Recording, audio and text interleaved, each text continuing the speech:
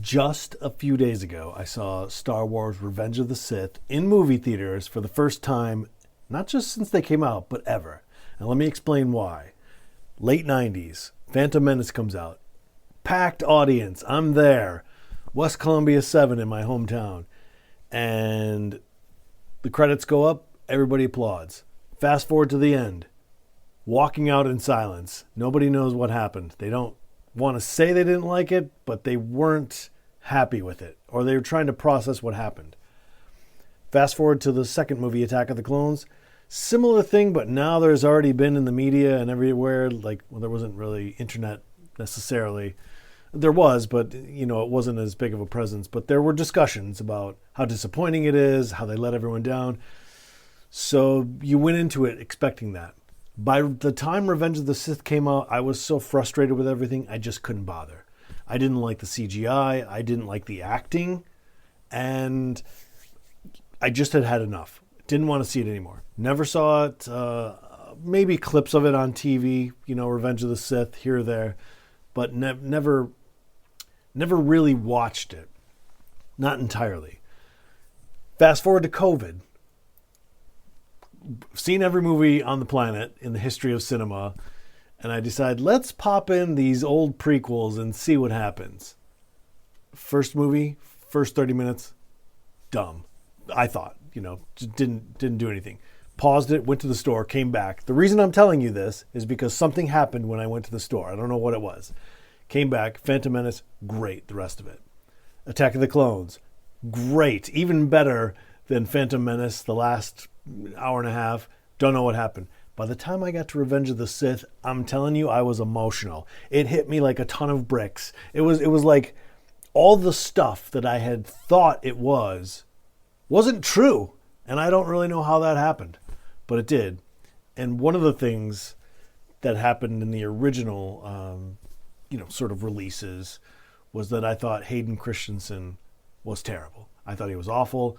I don't think I'm alone in that. We can look that up. You can tell me in the comments if I'm wrong about that, but I'm pretty sure he took a huge fireball right in the crotch for his performance. And I think he took a lot of the heat as well that wasn't necessarily for him, but it was projected from the disappointment in the movies and just kind of fell onto him. And I admit that I was part of that crowd, and I couldn't have been more wrong. I was so moved by Attack of the Clones and Revenge of the Sith that I was telling everyone, you got to see these movies, whatever. And I'm not saying that I started anything, because I think there were people who were smarter than me that appreciated it the whole time. I don't think I'm alone in being someone who disliked them at the time and then came around later. Something happened, and I'm not sure what. The point is, I never saw it in the theater, Revenge of the Sith. So fast forward to 2025, spring, summer, whatever, I get a chance to see it in the theater, and it's still amazing.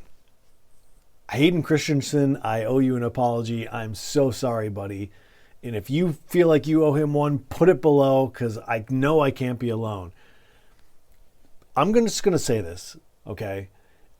Do I put it up there with Heat and, Raging Bull or, The Godfather? No, but there's a moment when he and Obi-Wan are fighting at the end, the very end, and Obi-Wan's already sliced him up, and he's crawling through the volcanic lava or whatever it is.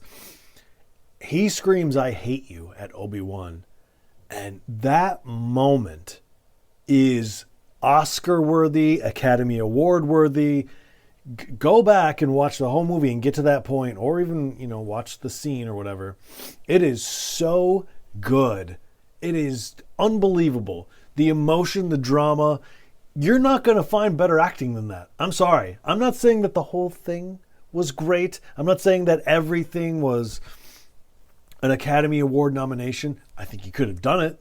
I don't think he should have won it. I don't know what else was nominated that year. Sometimes you get away with things. I don't know. Depends on what else is out there. But in general, that moment alone is definitely worth an Oscar. For sure. We're talking about the heartbreak of two people who are almost like a fatherly figure and a son who never had that, you know? You cannot get much more emotion. It seemed impossible in that moment that Obi-Wan was gonna do that. You had Yoda fighting somebody else. All the halflings were slaughtered. Obi-Wan's fighting who will be Darth Vader. If they both lose, Yoda and Obi-Wan, that's pretty much it. That's lights out. You've got Palpatine, Vader, soon Darth Maul or whatever.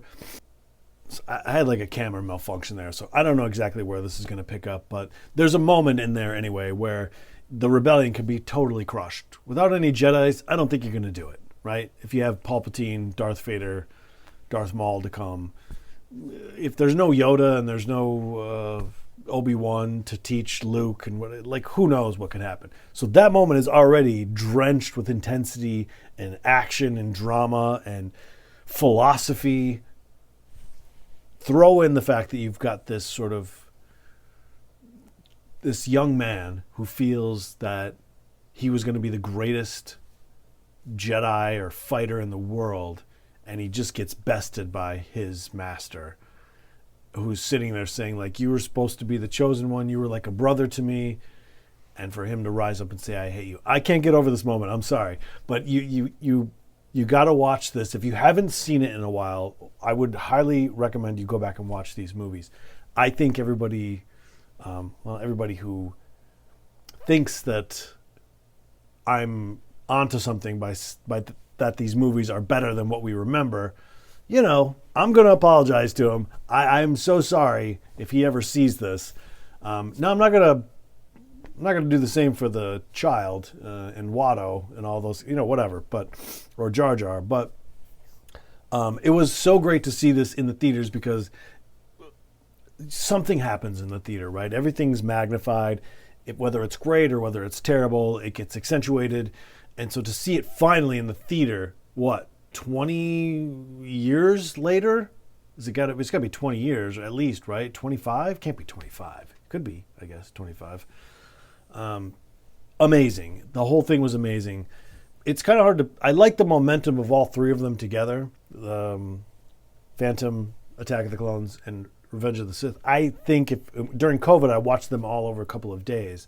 I think if you can do that, I think it's even better. I think if you watch one and then you wait a while, and it's not... You lose something in it. So there's definitely just think of it as a binge and watch the prequels, all of them together. Apart from that first 30 minutes of Phantom Menace, I think you got a real classic here. Much better than it was when it was originally released.